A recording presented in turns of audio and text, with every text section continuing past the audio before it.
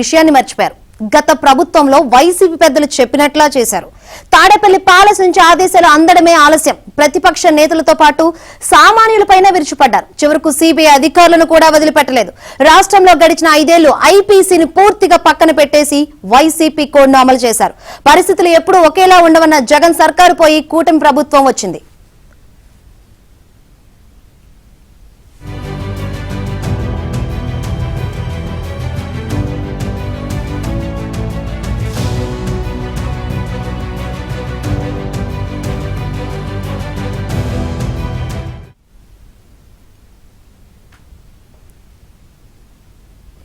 ఈ జాబితాలో PV Sunil Kumar, PSR Anjaneyulu, Kanthi Rana Tata, Vishal Gunni, KKN Anburajan, Fakirappa Kaginelli, CH Vijaya Rao పేర్లు ఉన్నట్లు పోలీసు ఉన్నత స్థాయి వర్గాల్లో వినిపిస్తున్నాయి.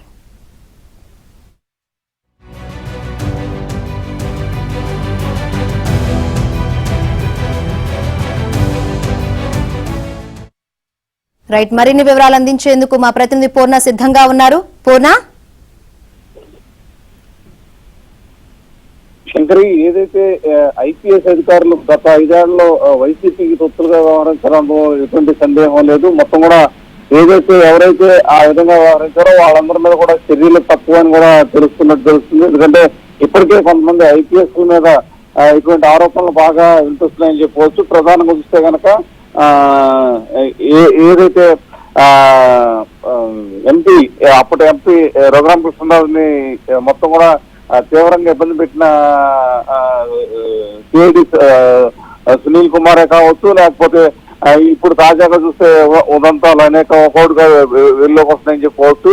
విజయవాడ పోలీస్ కమిషనర్ చేసిన కాంతిరాణా టాటా వ్యవహార శైలి కూడా మాత్రం దీనికి భిన్నంగా మాత్రం ఏమాత్రం లేదని చెప్పవచ్చు. ఎందుకంటే ప్రధానంగా చూస్తే కనుక ముంబై చెందిన నట్ ని ఇక్కడ తీసుకొచ్చి చిత్రహింసలకు గురి చేసిన దాంట్లో ప్రధాన భూమిక అయితే ఇటు అప్పుడు విజయవాడ సిపి కాంతిరాణా టాటా, అలాగే విశాల్ గున్ని వీళ్ళు ఉన్నారని కూడా తెలుస్తుంది. వీళ్ళందరి మీద కూడా పోలీసులు అయితే ఇక త్వరలోనే కేసులు కూడా నమోదు చేసే అవకాశం కూడా ఉందని కూడా చెప్తున్నారు.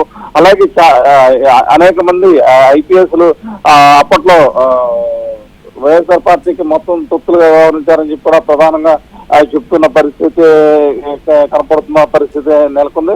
ప్రధానంగా చూస్తే కనుక ఇటీవల డీజీపీకి సిబిఐ డైరెక్టర్ లేఖ కూడా రాయడం జరిగిందని చెప్పవచ్చు. ఏదైతే వైసీపీ ప్రభుత్వంలో ఐపీఎస్ అధికారులు చేసిన తప్పులు ఇప్పుడు వారికి మెడక అంతా కూడా ఉరితాళ్లుగా తీసుకుంటున్నాయని కూడా చెప్పుకోవచ్చు. వీటన్నిటి మీద కూడా సమగ్ర దర్యాప్తు చేయాల్సిన అవసరం ఎంతైనా ఉందని చెప్పి కూడా అటు డీజీపీ ద్వారకా తిరుమలలో కూడా ఇప్పటికే భావించి కొంతమంది మీద కూడా పూర్తి స్థాయిలో విచారణ అయితే జరుపుతున్న పరిస్థితి నెలకొంది. వీళ్ళందరూ కూడా అంటే ఐపీఎస్ అనే స్థాయి మర్చిపోయి వాళ్ళంతా కూడా సొంత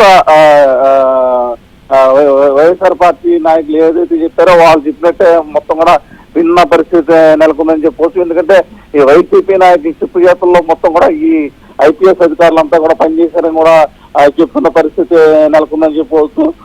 కొంతమంది అధికారులు అయితే ఏకంగా సిబిఐతోనే వాళ్ళు ఢీకొనడం కూడా జరిగింది.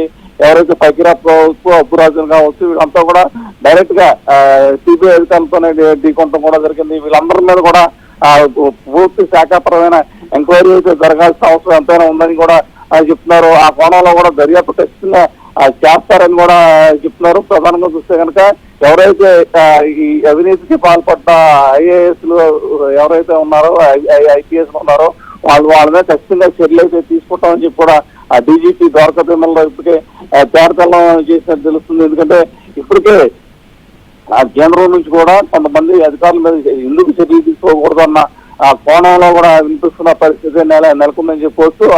అందుకనే కొంతమంది ఐపీఎస్ మీద ఖచ్చితంగా అయితే చర్యలు అయితే తీసుకుంటామని చెప్పి కూడా అటు ద్వారకా తిరుమలతో పాటు కొంతమంది ఈ టీడీపీ పెద్దలు కూడా చెప్పిన పరిస్థితి నెలకొంది. ఎందుకంటే గతంలో వీళ్ళంతా కూడా ఏకపక్షంగా వ్యవహరించారు.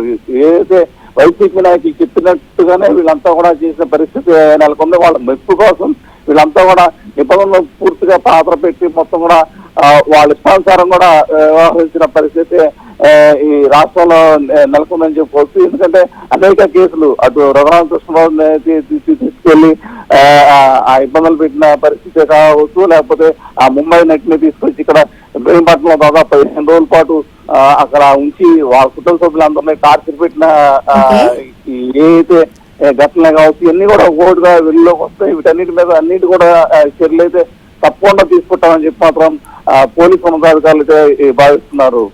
Right, thank you Purna.